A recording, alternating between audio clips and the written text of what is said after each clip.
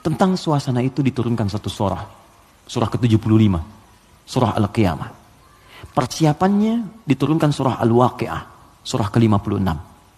Waktu terjadinya diturunkan surah ke-31 ayat 34. Tentang kiamatnya, peristiwanya, persiapannya. Waktunya tidak diketahui. Dirahasiakan supaya kita semangat untuk beramal dalam persiapannya. Makanya kalau Nabi ditanya, kapan kiamat? Nabi balik tanya, persiapan kamu apa? Ya. Jawaban Nabi, jangan sibuk pikirkan kiamat. Sibuk pikirkan amalan dirimu untuk ke situ. Karena kiamat pun dirahasiakan oleh Allah supaya kita semangat untuk beribadah menyambut itu. Dan gak akan ada umat Nabi Muhammad kemudian hidup saat kiamat. Gak ada. Semua akan diwafatkan yang soleh-soleh. Gak akan mengalami itu. Gak akan mengalami. Semua wafat. Maka turun Quran surah ke-31 ayat 34. Innallaha indahu ilmus sa'ah. Sungguh hanya milik Allah pengetahuan tentang waktu tepatnya terjadi kiamat. Sa'ah. Tuh, diksi Al-Quran itu indah sekali. Kiamat itu kan di Quran banyak. Malik yaumuddin kiamat. La uqsimu bil yaumil qiyamah yaumul qiyamah. Yaumul ba'ts, hari kebangkitan. Tapi ketika menunjuk waktu pakai sa'ah. Innallaha indahu ilmus sa'ah. Sa'ah itu kalau sekarang jam. Di jam itu ada menitnya? Ada. Ada detiknya? Ada. Bahkan sampai ke menit detiknya hanya Allah yang tahu. Di sini ada 5 hak prerogatif Allah. 5 yang tidak diketahui oleh siapapun, bahkan even itu malaikat. Makanya di hadis Muslim nomor hadis ke-8, malaikat bertanya pada Nabi, mata sa'ah, kapan terjadi kiamat?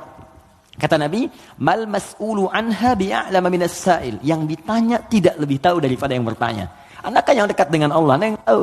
Nah, ini ingin menegaskan bahkan saya pun malaikat yang paling dekat dengan Allah nggak tahu kapan terjadinya. Apalagi dukun yang kemudian tiba-tiba ada di bumi. Ya, ahli langit pun nggak tahu masa ahli bumi kemudian tiba-tiba bisa menerawang. Ya, makanya kalau ada yang mengatakan kiamat akan terjadi tanggal sekian, bulan sekian, tahun sekian, udah abaikan aja. Ya, itu paling gampang, sudah jauhi.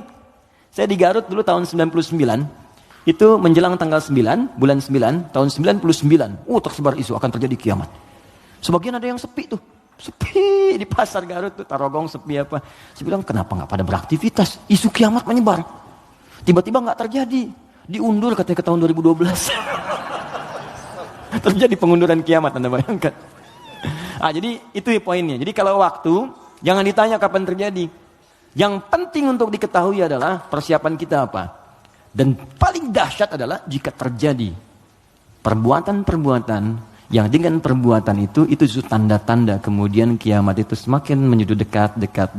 Tapi dekat dalam pandangan Allah dengan kita berbeda. 1 hari bagi Allah hitungannya hari, bagi kita kan 1000 tahun. Ya kan? Bagi Allah dekat nih. Iqtarabatis sa'atu wan syaqqal qamar. Bulan telah terbelah, kiamat semakin dekat. Kiamat semakin dekat itu bukan saat Bang Deddy bikin sinetron. 15 abad yang lalu itu turun ayat, kiamat sudah dekat. Itu kalimat Quran. Kiamat sudah dekat 15 abad yang lalu. Cuman sudah 15 abad belum kejadian. Karena bagi Allah tuh gampang. Tinggal 10 hari lagi. Tinggal 7 hari lagi. Cuman sehari itu kan ribuan tahun. Jelas ya? Maka jangan dipikirkan waktunya. Tapi Nabi kemudian ditanya oleh malaikat. Ma amaratuha. Apa tanda-tandanya? Ya. Idza talidal amatu rabbataha. Jika sudah budak melahirkan tuannya. Wa antaral khufatal arata. Ya. Jika seorang budak melahirkan tuannya. Jika engkau melihat seorang penggembala bertelanjang kaki, telanjang dada, kemudian berlomba-lomba meninggikan bangunan. Ya, budak melahirkan tuannya, itu ada yang menyebutkan suasana sudah mulai terbalik. Halal dianggap haram, haram dianggap halal, yang benar jadi salah, yang salah jadi benar, yang benar dibikin disertasi, dibikin tulisan ilmiah, ya, tiba-tiba dikalahkan oleh yang salah, gitu kan? Yang salah kemudian menyebar, jadi dianggap biasa. Jika sudah maksiat tingkat yang tinggi dianggap biasa, bukan yang rendah. Zina itu min sab'il mubiqat, 7 yang menyebabkan kehancuran. Dosanya besar. Zina itu seperti pembunuhan, dosa besar. Makanya kalau ada yang menghalalkan dosa besar, dianggap murtad, keluar dari Islam. Dan dia harus bertobat.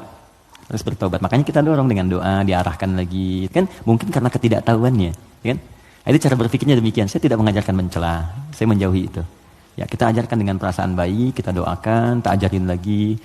Sepanjang dia masih hidup. Jadi kalau ada teman-teman yang diajak oleh orang lain terpengaruhi, kita sepanjang kita hidup supaya kita saat ditanya oleh Allah, ringan jawaban kita itu aja. Jadi waktu tidak ada yang tahu. Suasana disampaikan supaya kita merasakan dahsyatnya itu. Turun surah Al-Qiyamah. La uqsimu biyaumil qiyamah. Quran surah 75. Wa la uqsimu bin nafsil lawwamah. Kata Allah, saya bersumpah kiamat pasti terjadi. Dan saya bersumpah pada saat itu banyak yang menyesal dan mencela dirinya. Lawamah itu pencela. Mencela, aduh kenapa saya nggak begini, nyesel saya begini. Sama kayak Anda misalnya punya masalah dengan pasangan, Anda marah-marah sama istri. Setelah itu Anda menyesal, ya kenapa saya mesti marah sih? Toh jelaskan duduk dengan tenang juga bisa, kenapa saya marah ya, saya menyesal ya Allah. Tapi biasanya, pertama setan akan menghambat kita untuk berbicara dulu. Ditahan, jadi diam-diaman gitu. Itu begitu tuh caranya. Itu di Quran ada. Dan solusinya juga ada. Dan ada penyesalan setelah itu. Sama ke anak juga begitu. Anak berbuat salah terus kita marah ya. Kamu ini kemami gak ngerti mama ya. Tapi setelah itu ya Allah kok saya marah sih. Ya, kok saya marah sih gitu ya. Nah itu lawamah namanya. Mencela diri pada sesuatu yang tidak seharusnya terjadi. Hari kiamat lebih banyak lagi. Kenapa dulu saya gak sholat? Kenapa dulu saya gak beriman? Kenapa dulu saya begini? Itu kiamat. Dan itu sudah bukan ranah kita lagi. Kata Allah kalian yang beriman wafat dulu supaya gak melihat hiruk pikuk orang. Udah. Biarkan mereka sibuk menyesali dengan apa yang telah mereka kerjakan. Karena kamu dakwahi, gak mau beriman juga. Diberikan 5 kali sehari petunjuk dari bangun tidur sampai tidur lagi. Ini Allah nih, syahadatlah, ayo sholat, ayo beramal. Ini Allah nih, Allahu Akbar. Bahasa Arabnya. Ya, asyhadu an la ilaha illallah. Kan 5 kali kan? Dari bangun tidur sampai tidur lagi. Sepanjang hidup loh, setiap hari. Kurang apa lagi? Kurang apa lagi? Dan lafaz ini, kenapa disebut adzan? Apa artinya adzan? Panggilan. Apa artinya panggilan? Adzan. Saya memanggil kamu kemarin, saya mengadani kamu kemarin. Tidak. Adzan itu panggilan, tapi bukan sekedar panggilan. Adzan itu seakar juga dengan kata uzun, jamaknya adzan, artinya telinga. Kenapa lafaz ini disebut dengan adzan? Karena Allah menjamin lafaz ini satu-satunya lafaz di muka bumi yang terus akan didengar oleh orang yang masih punya pendengaran di telinganya. 24 jam tidak berhenti. Makanya waktu adzan itu bisa berbeda di setiap tempat. Coba lihat, di sini adzan, nanti setelah saya Bintaro adzan, Tanah Kusir adzan, kan? Jakarta adzan, ke Bekasi adzan, sebelumnya ke Bandung, terus 24 jam. Itu Mesir selesai adzan, Libya adzan, Libya selesai Tunis adzan, Maroko adzan. Demikian terus 24 jam diperdengarkan supaya kita nggak punya alasan lagi di hadapan Allah Subhanahu wa taala. Makanya orang-orang yang nggak mau beriman sampai dengan kiamat dalam persepsi kita umat Islam, nanti yang beriman diwafatkan dulu supaya kamu nggak capek lagi melihat hiruk pikuk mereka. Kamu istirahat aja nanti. Sampai saat hisab selesai. Jadi begitu kiamat terjadi, kacau semuanya. Yang sedang disebutkan di surat Abasa itu, ya, bagaimana seorang yang mengandung tiba-tiba bisa keguguran. Ya yauma yafirul mar'u min akhi wa ummihi wa abi wa fasilatihi tuwi, ya, wa man fil ardi jami'a. Semua orang enggak akan ingat, Pak. Kata Al-Qur'an saking dahsyat, jangankan gini ya, maaf. Gempa terjadi. Apa Anda masih bisa ingat dengan teman-teman ini? Demi Allah saya katakan, gempa goyang dikit udah keluar, lari semua. Masing-masing menyelamatkan dirinya. Dalam bahasa Arab, sekali gempa disebut zilzal. Kalau digoyang, idza zulzilatil ardu. Sekali. Ya, sekali. Kalimatnya sekali. Zulzilatil ardu, itu artinya goncangannya menghancurkan yang atas, hancur semua ke bawah. Jelas? Tapi kalau disebutkan 2 kali, kalimat keduanya bentuknya bisa verb, kata kerja, atau juga noun, bisa kata benda. Bisa fi'il, awas, bisa isim. Kata kerja atau kata benda. Fokus. Kalau kata kerja diulang 2 kali. Idza zulzilatil ardu zulzilat. Kalau kata benda untuk menunjukkan suasana hancur semua bendanya pakai kata benda zilzal. Idza zulzilatil ardu zilzalaha. Kalau disebutkan 2 kali itu bukan yang atas hancur ke bawah tapi yang di bawah naik semua ke atas. Push.